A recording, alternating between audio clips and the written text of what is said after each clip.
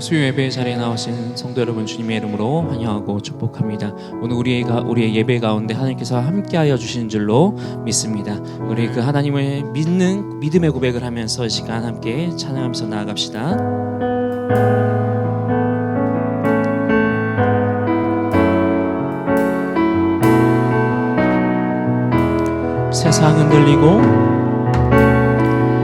세상은 들리고 사람들은 변하여도 나는 주를 섬기리.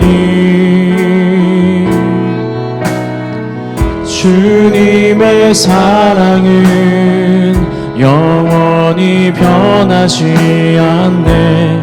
나는 주를 신뢰해. 다시 한번 고백하겠습니다. 세상은 들리고 사람들은 변하여도 나는 주를 섬기리. 주님의 사랑은 영원히 변하지 않네. 나는 주를 신뢰해. 오직 믿음으로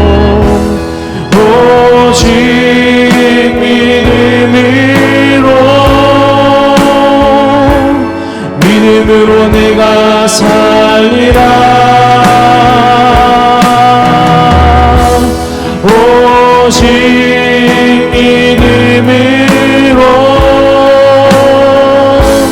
믿음으로 내가 살리라. 오직 의인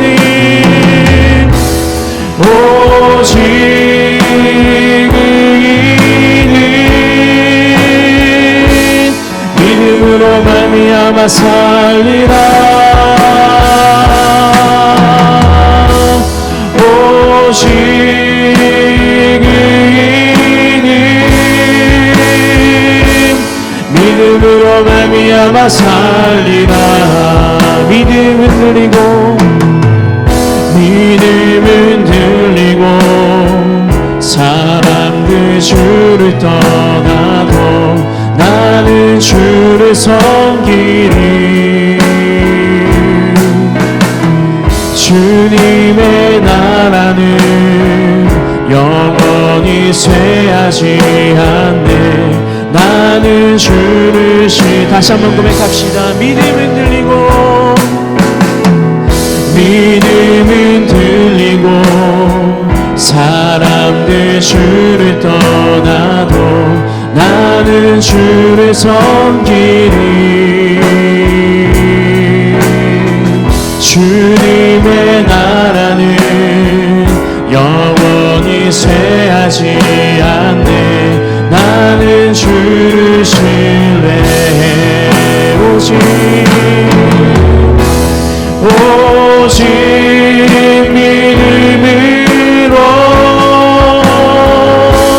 믿음으로 내가 살리라. 오직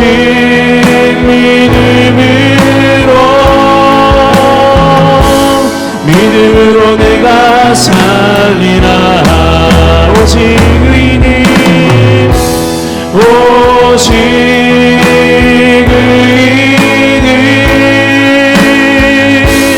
믿음으로 말미암아 살리라.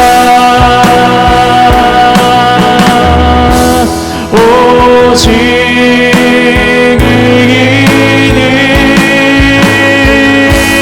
믿음으로 말미암아 살리라. 우리 함께 두 손 높이 들고 고백합시다. 오직 믿음으로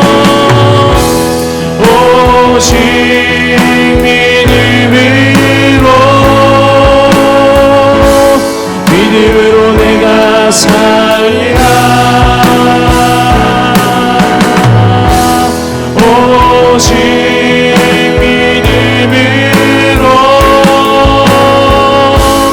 믿음으로 내가 살리라. 오직 의인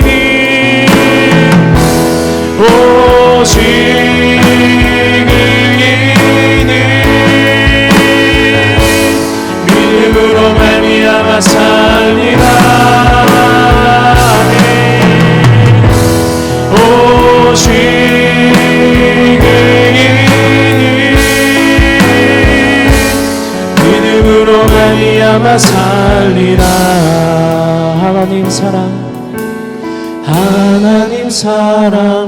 변치 않는다. 하나님 사랑 변치 않는다. 세상 다 변하고 날 버린다 해도 하나님 사랑 변치 않는다. 다시 한번 고백하겠습니다. 하나님 사랑 변치 않는다. 하나님 사랑 변치 않는다. 세상 다 변하고 날 버린다 해도 하나님 사랑 변치 않는다. 하나님 내 길 인도하신다. 하나님 내 길 인도하신다. 하나님 내 길 인도하신다. 하나님 내 길 인도하신다. 나의 가는 길 다 주님께 있으니 하나님 내 길 인도하신다. 반드시 기도 응답하신다. 반드시 기도 응답하신다. 반드시 기도 응답하신다. 때론 나의 뜻과 다른 길이라도 반드시 기도 응답하신 믿음으로 고백합시다. 하늘의 것을 구하며 하늘의 것을 구하며 산다. 하늘의 것을 구하며 산다. 세상 어떤 것에 소망 두지 말고 하늘의 것을 구하며 산다. 하나님 사랑, 하나님 사랑 변치 않는다. 하나님 사랑 변치 않는다. 세상 다 변하고 날 버린다 해도 하나님 사랑 변치 않는다. 함께 두 손 높이 들고 고백합시다. 하나님 사랑, 하나님 사랑 변치 않는다. 하나님 사랑 변치 않는다. 세상 다 변하고 날 버린다 해도 하나님 사랑 변치 않는다. 마지막으로 고백합시다. 하나님 사랑, 하나님 사랑 변치 않는다.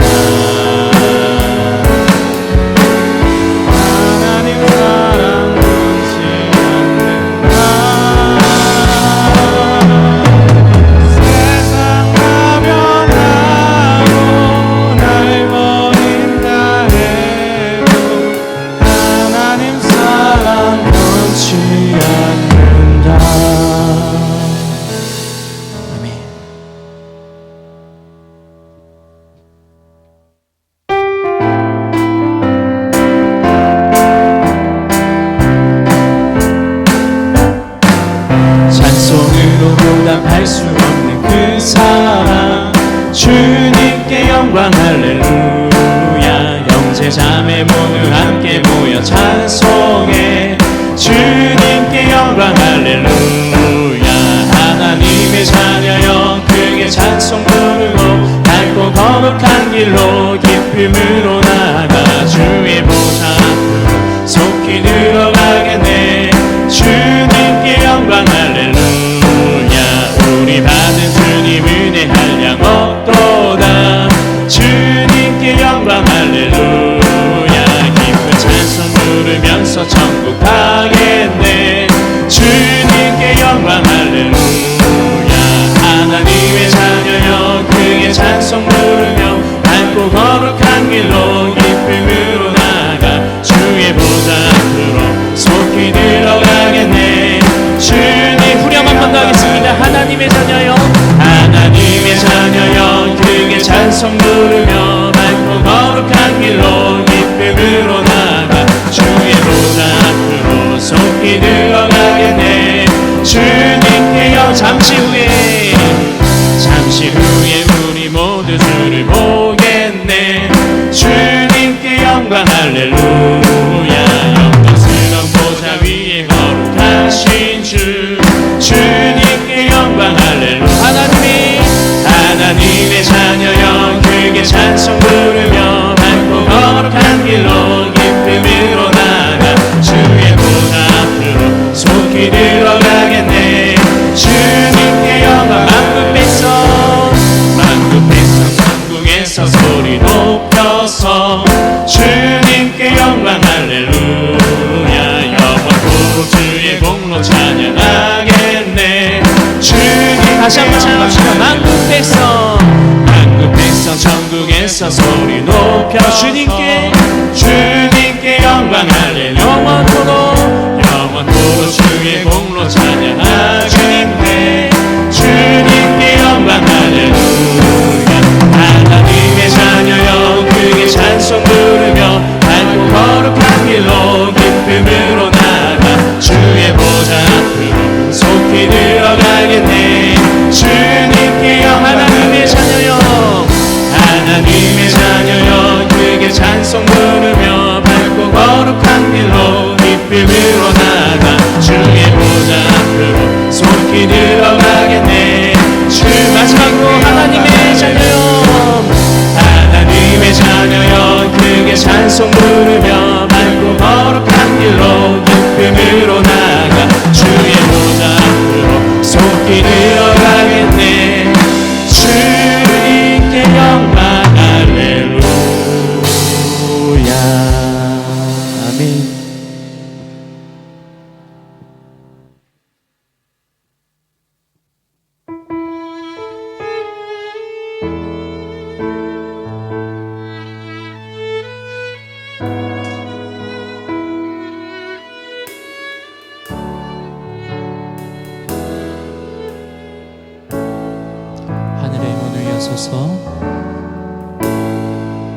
하늘의 문을 여소서.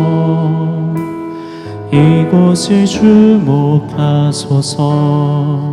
주를 향한 노래가 꺼지지 않으니 하늘을 열고 보소서.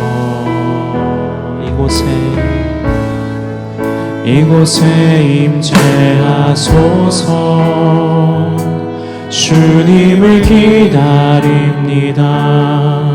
기도의 향기가 하늘에 닿으니 주여 임재하여 주소서. 이곳에 오셔서 이곳에 앉으소서.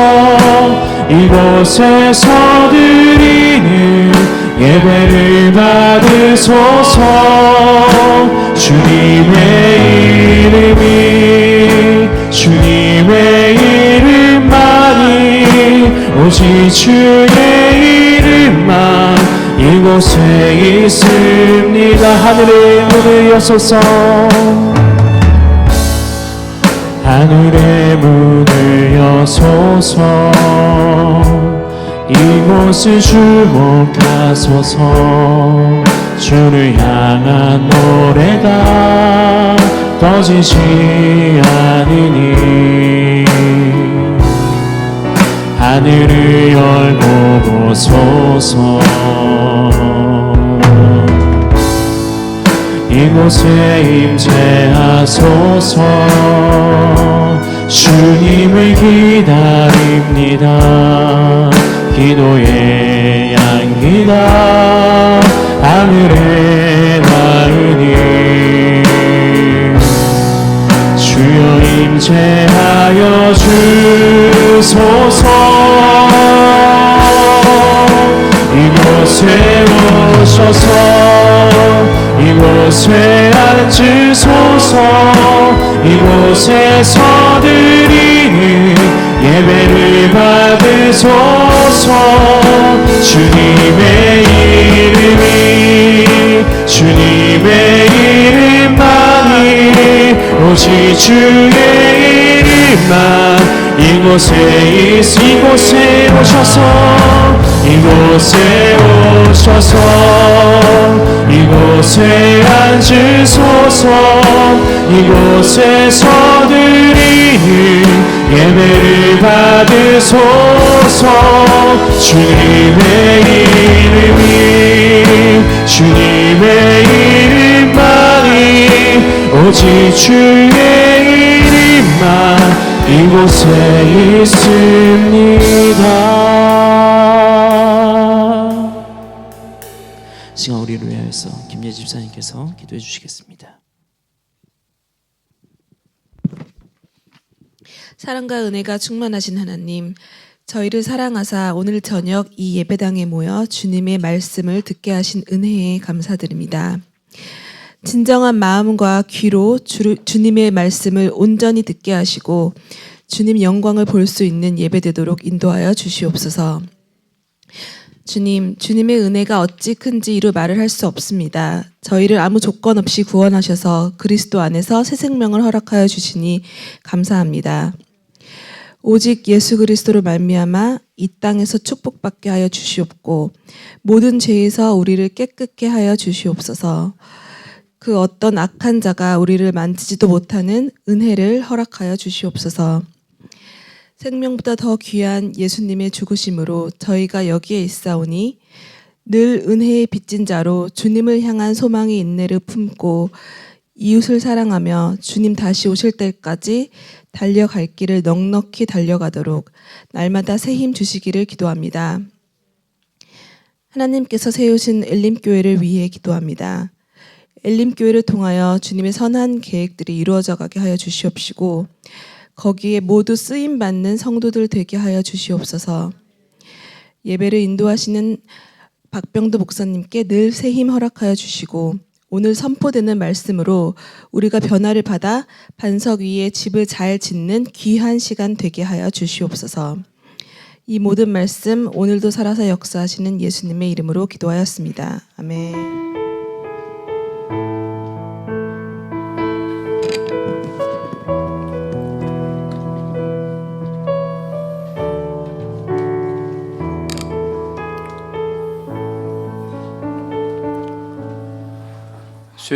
수요일 예배 나오신 여러분들을 주의 이름으로 환영합니다. 오늘 함께 읽은 말씀은 신명기 20장입니다. 신명기 20장 1절부터 10절에 있는 말씀입니다. 제가 지금 성경책 구약 성경 233면에 있습니다.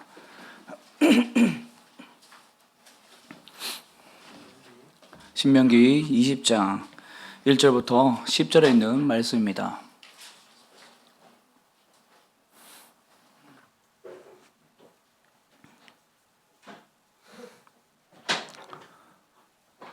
함께 읽도록 하겠습니다. 시작.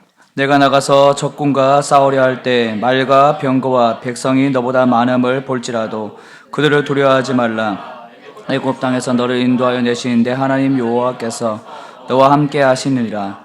너희가 싸울 곳에 가까이 가면 제사장은 백성에게 나가서 고하여 그들에게 말하여 이르기를 이스라엘아 들으라. 너희가 오늘 너희 대적과 싸우려고 나왔으니 마음에 겁내지 말며 두려워하지 말며 떨지 말며 그들로 말미암아 놀라지 말라.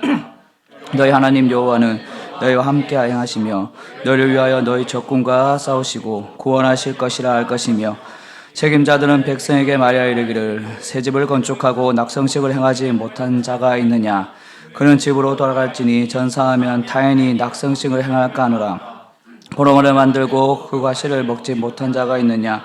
그는 집으로 돌아갈지니 전사하면 타인이 그 과실을 먹을까 하노라. 여자와 약혼하고 그와 결혼하지 못한 자가 있느냐. 그는 집으로 돌아갈지니 전사하면 타인이 그를 데려갈까 하노라 하고 책임자들은 또 백성에게 말하여 이르기를 두려워서 마음이 허약한 자가 있느냐.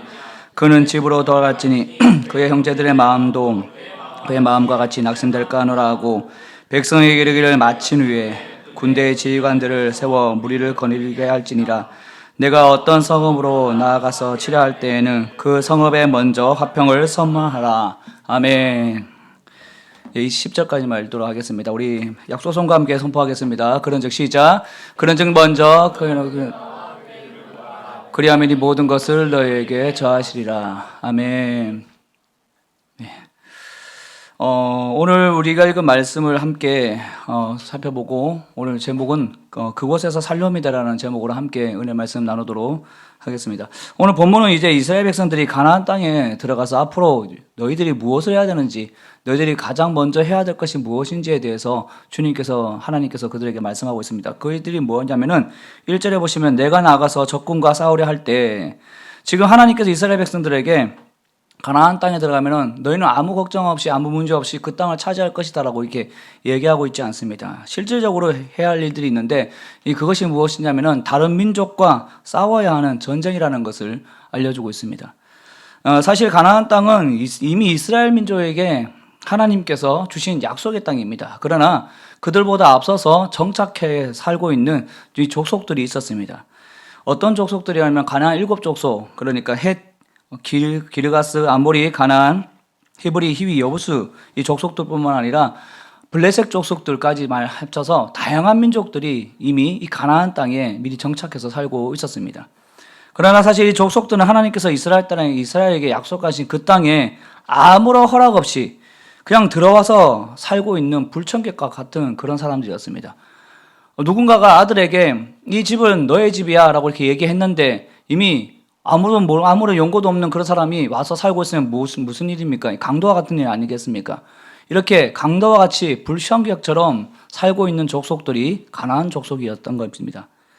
이 가나안은 이 세상을 창조하신 하나님께서 이스라엘에게 주시겠다고 약속하신 약속의 땅 아닙니까?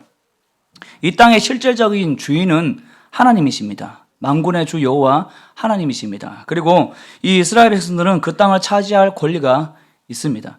하나님께서 주겠다고 약속하셨기 때문에 그 땅을 차지할 권리가 누구에게 있습니까? 가나안 족속에게 있는 것이 아니라 이스라엘 백성들에게 이미 있게 된 것입니다.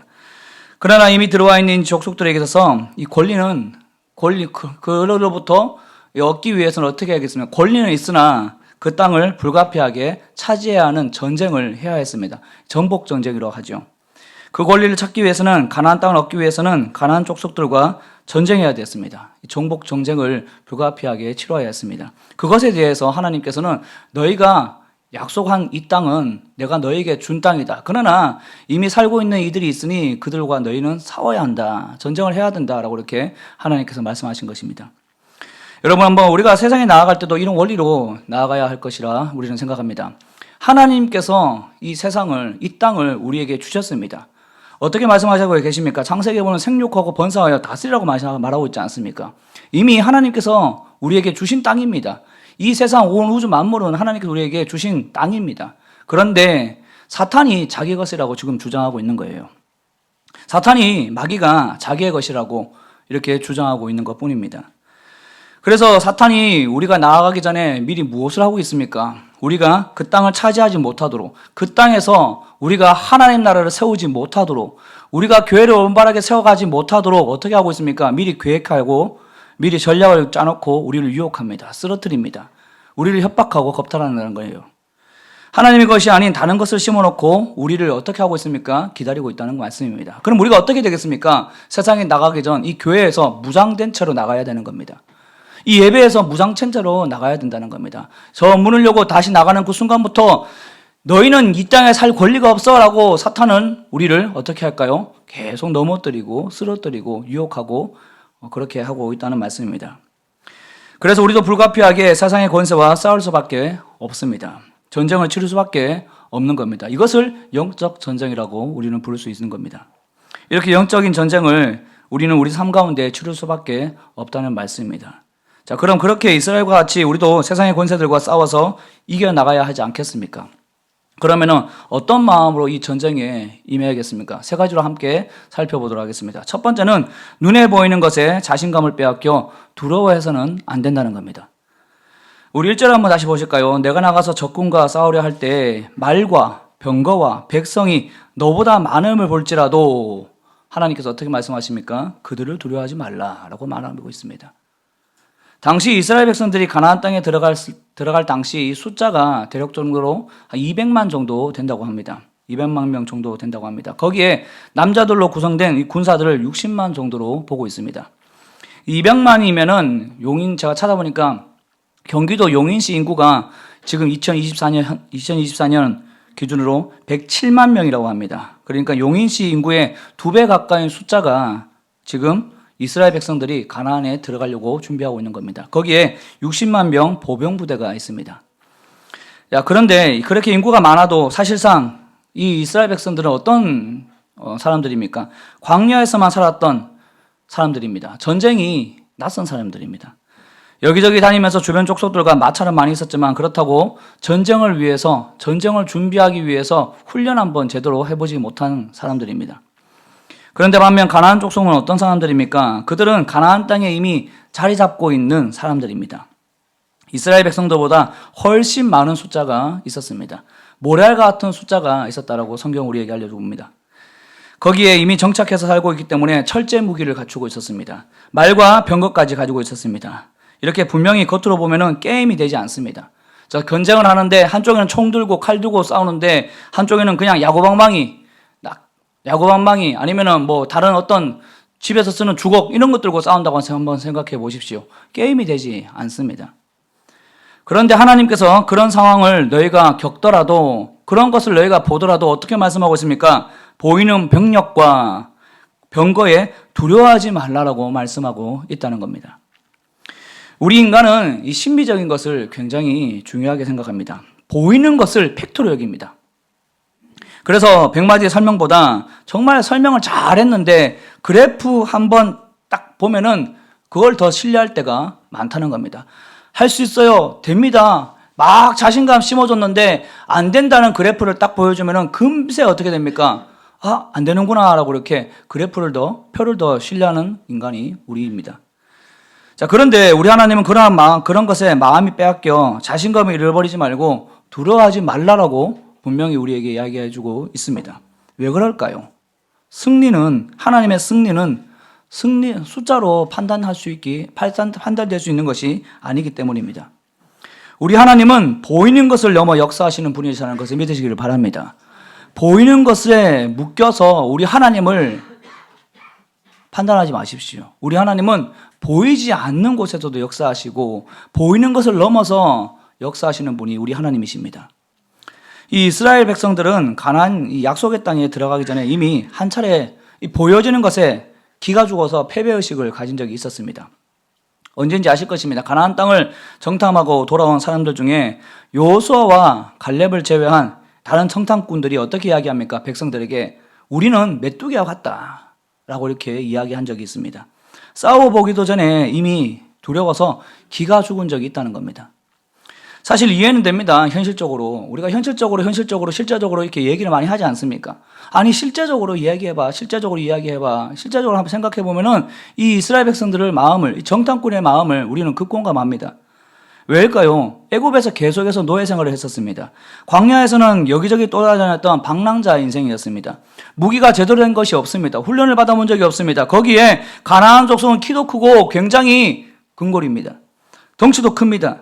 그런 백성들에 비해서 그런 족속들을 비해서 자기들을 보니까 메뚜기와 같다라고 생각할 수 있는 건 실제적인 이야기 아니겠습니까? 이 실제적인 표현을 했던 것 뿐입니다. 그런데 성경에서는 그들을 가리켜 어떻게 말합니까? 패배감에 사로잡힌 자들이라고 우리에게 알려주고 있습니다. 여러분, 성경에서 전쟁을 가리켜 이야기할 때 여호와께 속한 것이라고 이야기합니다. 이 말은 무슨 말입니까? 하나님께서 함께 싸워 이기게 하시겠다는 겁니다. 하나님께서 모든 것을 주관하는데 이 전쟁 또한 내가 주관한다라고 하나님께서 우리에게 알려주고 있습니다. 내가 너희와 함께 싸워서 반드시 이기게 하겠다는 겁니다. 사무엘상 17장에 보시면은 다윗과 골리앗의 싸움이 나옵니다. 그때 이 소년 다윗이 거대한 비교해도 잽이 안 되는 이 골리앗 앞에서 어떻게 말합니까? 사무엘 17장에 보시면은 사무엘 17장 45절에 너는 칼과 창과 단창으로 내게 나아오거니와 나는 만군의 여호와의 이름 곧 내가 모욕하는 이스라엘 군대 하나님의 이름으로 내게 나아가노라. 그러면서 17장 47절에 또 이렇게 말합니다. 또 여호와의 구원하심이 칼과 창에 있지 아니함을 이 무리에게 알게 하리라. 전쟁은 여호와께 속한 것인즉 그가 너희를 우리 손에 넘기시리라. 그가 누굽니까? 하나님입니다. 그가 너희를 너뿐만 아니라 너와 함께하고 있는 이 블레셋 모든 족속들을 어디에요? 우리의 손에 넘기겠다라고 이미 선포하고 시작을 하고 있습니다. 이렇게 다윗은 자신이 감당할 이 싸움이, 이 전쟁이 단순히 칼과 창으로 싸우는 전쟁이 아니라는 것을 알고 있었습니다. 여호와의 이름으로 여호와께서 함께 하시는 전쟁이라는 것을 분명히 알고 시작을 했던 겁니다. 그래서 반드시 이길 수밖에 없는 싸움이라는 것을 알고 이미 이긴 승리를 선포한 것입니다. 나는 이미 너와 싸워서 이겼어 라고 이렇게 골리앗 앞에 선포하며 이 싸움을 시작한 것입니다. 그리고 당당히 자신과 골리앗을 비교하며 걱정하는 이 주변 사람들 앞에서 어떻게 합니까? 골리앗을 이겨버립니다. 그냥 단순하게 다윗이 자신감이 충만했기 때문입니까? 아닙니다. 그냥 단순하게 다윗이 무슨 똘끼가 있어서 그런 겁니까? 아닙니다. 하나님께서 다윗을 도우셨던 겁니다.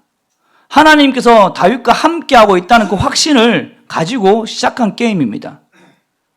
보이는 것으로 따지면은 골리앗이 다윗보다 훨씬 유리했습니다. 더 많은 무기를 가지고 있었고 더 많은 전쟁의 경험을 가지고 있었습니다.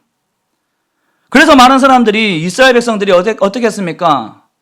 골리앗과 싸우지 못하고 벌벌벌 떨었지 않습니까? 그 모습을 보고 다윗이 영적인 이 분노를 일으키고 하나님의 이름으로 여호와의 이름으로 골리앗과 싸우게 된 것입니다. 그런 싸움에서 다윗이 이겼습니다. 만군의 하나님의 이름으로 여호와의 이름으로 골리앗과 싸웠기 때문에 이긴 게임입니다. 오늘 우리의 현실을 보면 여러 가지 전쟁과 같은 일들이 많지 않습니까? 그때마다 우리는 보이는 것에 자신감이 빼앗겨 패배감에 사로잡힐 때가 있습니다. 두려워할 때가 있다는 겁니다. 미리 겁먹고 포기할 때가 많다는 겁니다.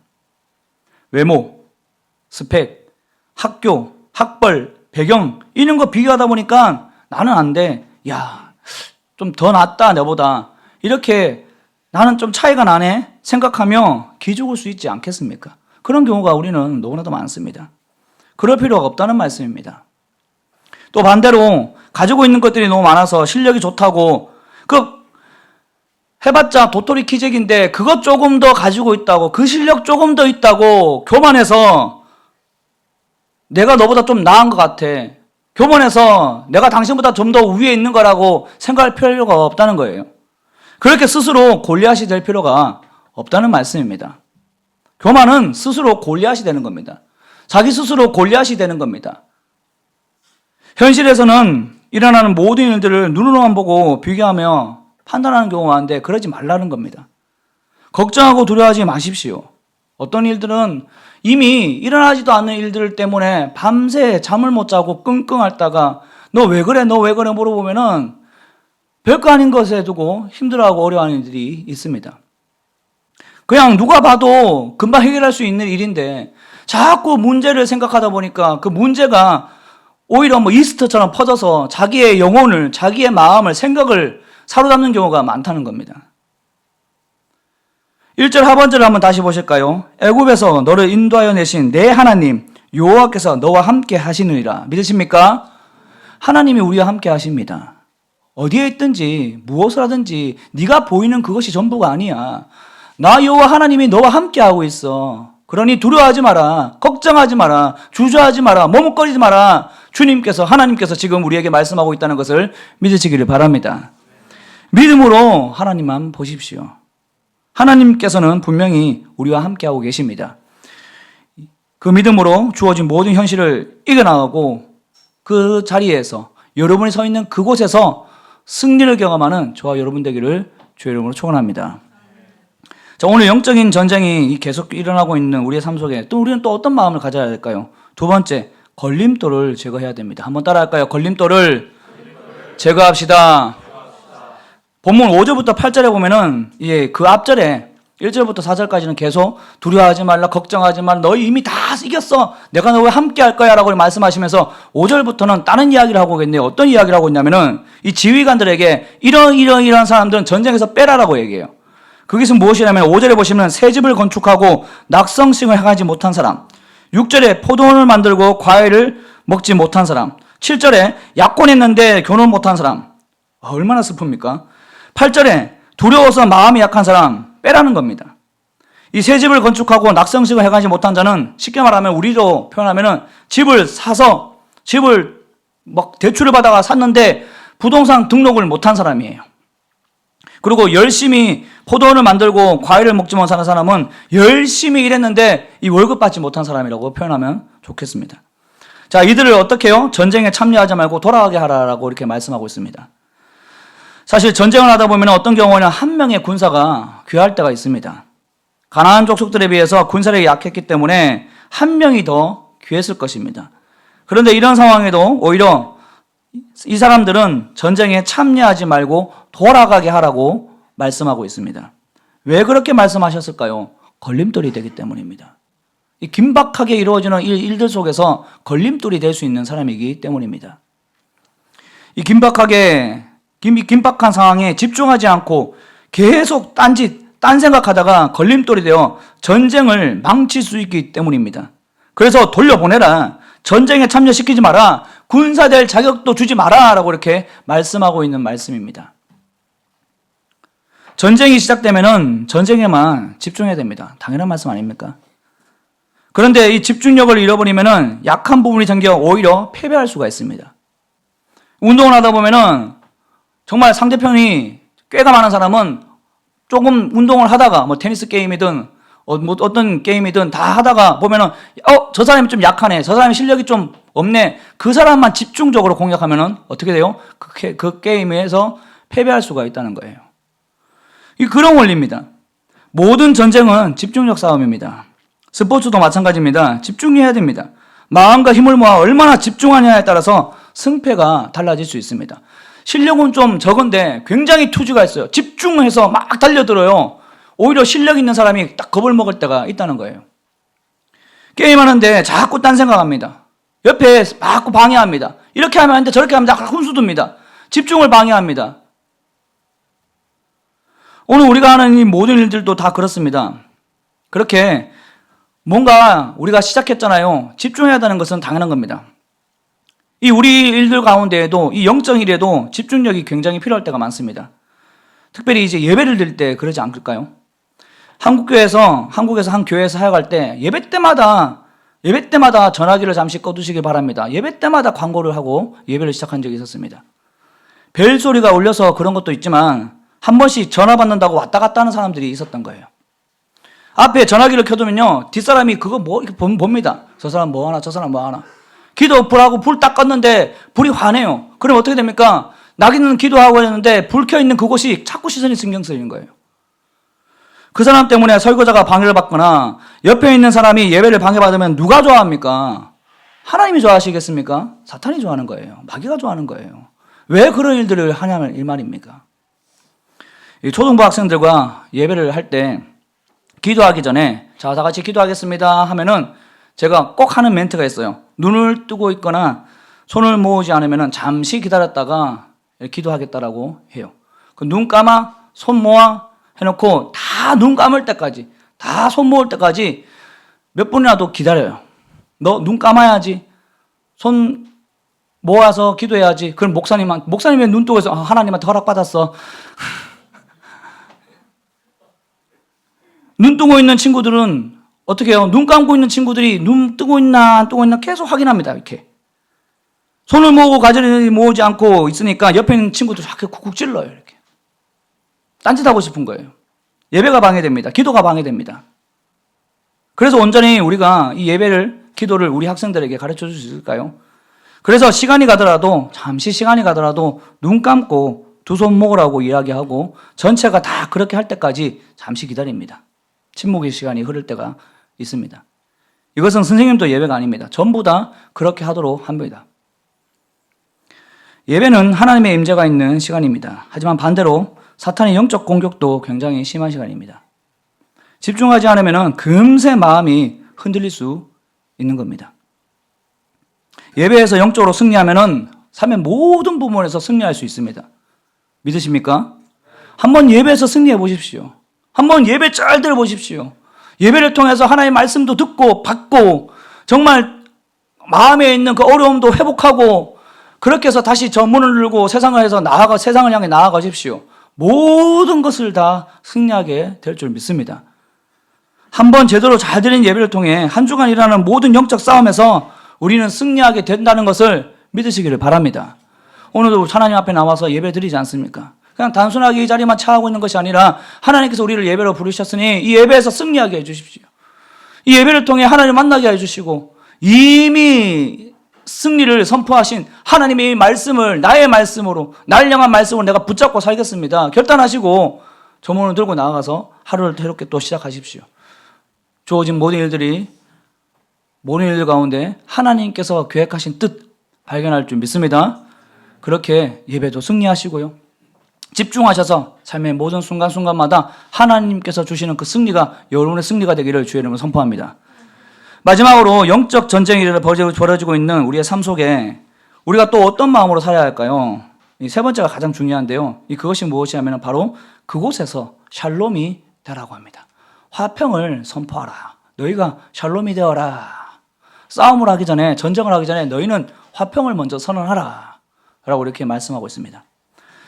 우리 10절 한번 보실까요? 내가 어떤 성읍으로 나가서 치려 할 때 그 성읍에 먼저 화평을 선언하라 라고 말합니다. 이 성읍을 칠 때 너희가 먼저 무턱대고 달려들지 말고 그 성읍에 먼저 화평을 선언하라 라고 이렇게 샬롬을 선포하라. 너희가 샬롬이 되어서 그곳에 있어라 라고 이렇게 이야기하고 있는 겁니다. 잘 알고 계시듯이 샬롬은 히브리 말로 평안하라, 평강이다 라는 그런 뜻 아닙니까? 여기에 여호와 샬롬 하면은 하나님의 평강이십니다 라고 이렇게 우리가 부를 수 있습니다. 하나님의 평강이 임하기를 원합니다 라고 이렇게 인사할 수 있습니다. 이 히브리 민족이 이렇게 인사하는 것은 평강이 있기를 바라는 마음에 그렇게 부르는 것도 있습니다. 우리가 이게 안녕하세요, 안녕하세요 인사하는 건 뭡니까? 안녕하라는 겁니다. 늘 괜찮으라는 겁니다. 그렇게 우리가 인사합니다. 그런데 이 히브리 민족에게는 그냥 단순하게 평안하세요, 화평하세요 라고 이렇게 인사하는 것을 넘어서 하나님을 선포하는 것이 그 인사에 담겨져 있는 그 중요한 의미입니다. 하나님의 평강이 당신과 함께 하기를 원합니다. 하나님의 평강이 당신에게 있기를 선포합니다. 라는 그런 선포로 그들은 그렇게 인사를 하는 거예요. 샬롬 이렇게 인사를 하는 겁니다. 이 이스라엘에게 있어서 전쟁의 목적은 이기고 지는 것 그 이상의 것입니다. 무슨 의미냐? 그 전쟁을 통해 하나님이 선포되는 것이 목적인 겁니다. 하나님께서 평화의 주권자라는 것을 알리는 것이 목적인 겁니다. 그냥 단순히 이겨서 정복하는 것, 그것 이상으로 이 모든 것은 다 평강의 하나님이 우리와 함께 하시기 때문입니다. 라는 것을 알리기 위한 겁니다. 하나님이 평강입니다. 라는 것을 알리는 것이 목적입니다. 그래서 다윗도 골리앗과 싸워서 이기고자 할 때 어떻게 합니까? 이스라엘에 하나님이 계신 줄 알게 하겠다라고 선포하며 골리앗과 싸우려고 했습니다. 엘리야도 갈멜산에서 바알과 아세라 선지자들과 대결할 때 이 대결을 통해서 원하는 것이 있었는데 그것이 무엇이냐면은 여호와가 하나님이신 것을 알게 하고 싶다라고 기도한 적이 있습니다. 이 중요한 대결 앞에 기도하는데 이 대결을 이기게 해주세요. 하나님 제발 이기게 해주세요. 그래서 하나님이신 걸, 여호와가 하나님이신 것을 저들이 알게 해주세요 라고 이렇게 기도하는 장면이 있다는 말씀입니다. 오늘 본문 10절을 보시면은 전쟁을 하기 전에 하나님께서 이렇게 화평을 선언하라고 하셨습니다. 싸움하기 전에 먼저 화평을 선언하라. 하나님께서는 죄악이 가득한 이 가나안 족속들을 가차없이 진멸하실 수 있는 분이십니다. 하나님께서 만드신 이 거룩한 땅에 우상으로 더럽기 때문에 그렇게 하실 수 있는 분이십니다. 당장이라도 그렇게 하실 수 있는데 그렇게 하지 않으시고 하나님께서 무엇을 하라고 말합니까? 화평하라고. 여러분 화평하십시오. 샬롬 하십시오. 우리 함께 화평합시다 라고 이렇게 먼저 선언하라고 하신 것입니다. 왜냐하면 하나님은 샬롬의 하나님이시기 때문입니다. 하나님은 평강의 하나님이시기 때문입니다. 그래서 이스라엘 족속이 다른 족속과 정쟁하기 전 꼭 하나님의 이름으로 화평을 맺도록 했습니다. 이스라엘 통해 하나님의 평강이 선포되도록 했다는 겁니다. 자, 이 원리는 세상 살아가는 우리에게도 정말 중요한 영적 원리라고 생각을 합니다. 우리는 우리가 가는 곳곳마다 그곳에 샬롬이 있도록 해야 됩니다. 하나님께서 파송하신 평화의 사신이 되어서 하나님의 평강을 전하고 선포할 수 있어야 됩니다. 그렇게 우리가 가는 그곳이 우리로 말미암아 평강이 넘치는, 평화가 넘치는 그런 평강의 존재로, 샬롬의 존재로 우리는 그곳에 있어야 된다는 말씀입니다. 여러분은 그곳에서 평강이 되고 있습니까? 샬롬이 되고 있습니까? 가정에서, 일터에서, 캠퍼스에서 정말 샬롬이 되고 있습니까? 그런데 만약 우리가 세상 사람들과 똑같은 방법으로 살아간다면은, 그 사람들을 대하고 똑같이 약한 방법으로 대한다면은, 감정을 이기지 못하고 그 막 쏟아내서 하나님의 샬롬을 깨면은 어떻게 되겠습니까? 우리도 하나님을 전하는 것이 아니라 사탄을 전하는 것과 똑같은 꼴이 되는 겁니다. 교회에서 사회생활 하시는 분들에게 회식 자리 가지 마라, 술 먹지 마라, 담배 피지 마라 이렇게 말하는 것도 다 같은 맥락입니다. 학생들에게 욕하지 마라, 다투지 마라 다 같은 맥락입니다. 우리 부모들에게 소리 지르지 마라, 화내지 마라 다 같은 맥락입니다. 샬롬이 안 된다는 거예요. 평강이 안 됩니다. 하나님께서 우리를 캠퍼스로 왜 부르셨습니까? 하나님께서 우리를 그 회사로, 그 사업장으로 왜 보내셨습니까? 샬롬이 되라는 겁니다. 하나님께서 우리를 부모로 삼으셨고 가정을 이루게 해주셨습니다. 이 가정에서 부모로 왜 세우셨습니까? 이 가정이 하나님 나라가 되라는 겁니다. 아멘. 이 가정이 하나님 나라가 되어서 그곳에 하나님의 샬롬이 선포되라는 겁니다. 그런데 우리가 막 모범적인 모습을 보이지 못하고 선한 영향력 끼치지 못하면 어떻게 되겠습니까? 주변에 좋은 모습 보여줄 수 없어서 불편하게 합니다. 그러면 절대 하나님의 평강을 전할 수 있는 도구가 될 수가 없습니다. 우리 한번 따라할까요? 나는 그곳에서 샬롬이 되겠습니다. 아멘. 말씀을 맺겠습니다. 제가 이 설교를 준비하면서 이 찬양을 함께 불렀으면 좋겠다라는 찬양이 있었는데요. 이 찬양이 뭐냐면은 아무도 예배하지 않는 이 찬양인데, 이 후렴부에 내가 밟는 모든 땅 주를 예배하게 하소서, 주의 보혈로 덮어지게 하소서, 내가 선 이곳 주의 거룩한 곳 되게 하소서, 주의 향기로 물들이소서. 저는 우리 학생들이 있는 그 캠퍼스가 이런 곳이 되었으면 좋겠다는 겁니다. 우리 집사님, 장로님 계시는 그곳이, 그 사업장이, 그 일터가 이런 곳이 되었으면 좋겠습니다. 주의 향기로 거룩한 곳이 되어서 그리스도의 향기로 물들었으면 좋겠습니다. 그런 땅이 되어서 평화의 도구로 여러분들이 사용되었으면 좋겠다는 말씀입니다. 우리가 있는 이 가정이 우리로 말미암아 우리 자녀가 하나님의 평강을 경험하고요, 우리로 말미암아 믿지 않는 자들이 하나님을 경험하고요, 그런 일들이 우리 가운데 있으면 좋겠다는 말씀입니다. 우리 다시부터 한 번 더 결단하시면 좋겠어요. 하나님, 내가 있는 그곳이 나로 인하여 하나님의 샬롬이 선포되고 나로 인하여 하나님의 그 평강이 전달되어서 그리스도 향기로 물든 그 땅이 되게 하여 주옵소서. 이렇게 선포하며 다시 한 번 더 하루를 시작하시고요, 다시 한 번 더 남은 한 주를 여러분 일생을 살아가기를 주의 이름으로 축원합니다. 여러분 두려워하지 마십시오. 너무 보이는 것에 마음 흔들지 마십시오. 걸림돌이 있잖아요. 당장 제거하십시오. 예배에 방해되는 것, 전도에 방해되는 것, 그리스도의 향기가 되어야 되는데, 평강의 도구가 되어야 되는데 방해되는 것 당장 제거하십시오. 그리고 그 땅에서, 그곳에서 하나님의 샬롬을 선포하는, 여호와의 평강을 선포하는 샬롬이 되기를 주의 이름으로 축원합니다. 그렇게 우리를 통해 하나님의 살아계심이 전파되는 역사가 있기를 축원합니다. 이 시간 함께 우리 찬양하며 나아가도록 하겠습니다. 찬양할 때 준비한 헌금 드리도록 하겠습니다.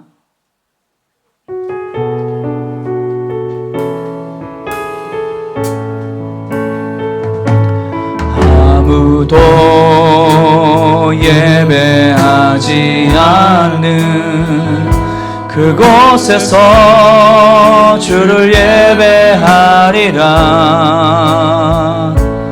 아무도 찬양하지 않는 그곳에서 나 주를 찬양하리라.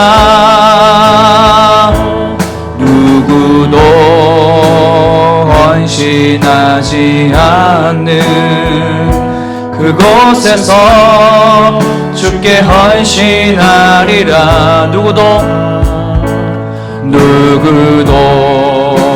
증거하지 않는 그곳에서 나 주를 증거하리라. 내가 밟는 모든 땅 주를 예배하게 하소서. 주의 보혈로 덮어지게 하소서. 내가 선이고 주의 거룩한 곳 되게 하소서. 주의 향기로 물들이소서. 내가 밟는 모든 땅 내가 밟는 모든 땅 아멘. 주를 예배하게 하소서. 주의 보혈로 덮어지게 하소서. 내가 선이고 주의 거룩한 곳 되게 하소서. 주의 향기로 우리 마지막으로 한 번 더 찬양할까요? 내가 밟는 모든 땅 내가 밟는 하나님, 우리 캠퍼스가 하나님, 내가 있는 일타는 일터가, 내 회사가, 사업장이, 우리의 가정이 하나님 주님을 예배하는 땅 되게 하여 주옵소서. 거룩한 곳 되게 하여 주옵소서. 주의 거룩한 곳 되게 하소서. 주의 향기로 물들이소서. 우리 들은 말씀을 기억하며 함께 기도하겠습니다. 우리는 지금 영적 전쟁 중입니다. 우리를 지금 넘어뜨리기 위하여, 유혹하기 위하여, 쓸모없는 존재로 만들기 위하여 지금도 저 악한 사탄 마귀는 계속 우리를 유혹하고 있고요, 우리를 보이는 것에 집중하지 못하게, 보이는 것에 흔들리게 만들고, 걸림돌을 자꾸 만들어서 예배에 집중하지 못하고, 관계에 집중하지 못하고, 그리스도인으로서 살아가지 못하게 할 때가 많습니다. 버리십시오. 보이는 것을 두려워하지 마십시오. 하나님만 보기를 원합니다. 또 무엇보다 하나님, 내가 샬롬이 되게 하여 주옵소서. 하나님의 살아계심을, 그리스도의 향기를 전하는 그런 존재로 그 땅에서, 그곳에서, 캠퍼스에서, 일터에서, 가정에서 하나님 나를 사용하여 주옵소서. 이렇게 선포하며 함께 기도하기 원합니다. 이 시간 주의 이름을 함께 부르며 기도하겠습니다. 주여! 하나님 감사합니다. 오늘도 주님께서 사랑하시는 주의 자녀들을 이곳으로 인도하여 주시고, 하나님 주님의 이름을 부르며 함께 기도하게 해주심에 감사합니다. 하나님 주어진 일상 속에서 하나님 우리가 놓치는 것들이 너무나 많습니다. 특별히 하나님 내가 어떤 존재인지, 무엇을 하나님 우리에게 하나님께서는 무엇을 주셨는지 하나님 잃어버릴 때가 너무나도 많습니다. 주여, 이 시간 다시 한 번 더 기도합니다. 하나님, 내 눈을 주를 가리고 있는 하나님, 내 아버지 하나님 마음을 흔들리고 있는 것들을 내가 다 제거하게 하여 주시옵시고, 하나님, 하나님만 바라게 하여 주시옵소서. 두려워하지 말라, 놀라지 말라, 내가 너와 함께하기를 말씀하신 하나님이 나의 하나님이 되고 아버지 하나님 인정하며 살아갑니다. 하나님, 이것을 위해서 아버지 내가 지고 있는 것들 가운데 놓아야 될 것, 버려야 될 것, 제거해야 될 것 있으면 과감하게 던져버리게 하여 주시옵시고, 하나님 그리하여서 내가 그 땅에서, 주님 보내신 그 땅에서 하나님 살롬의 존재로 살아가게 하여 주시옵소서. 하나님을 선포하고 살아계심을 선포하는 자 되게 하여 주옵소서. 말하지 않았는데도 불구하고, 그림에도 불구하고 하나님 내가 전하지 않았는데 내가 그리스도 향기가 되어서 아버지 그렇게 살아가는 존재가 되게 하여 주옵소서.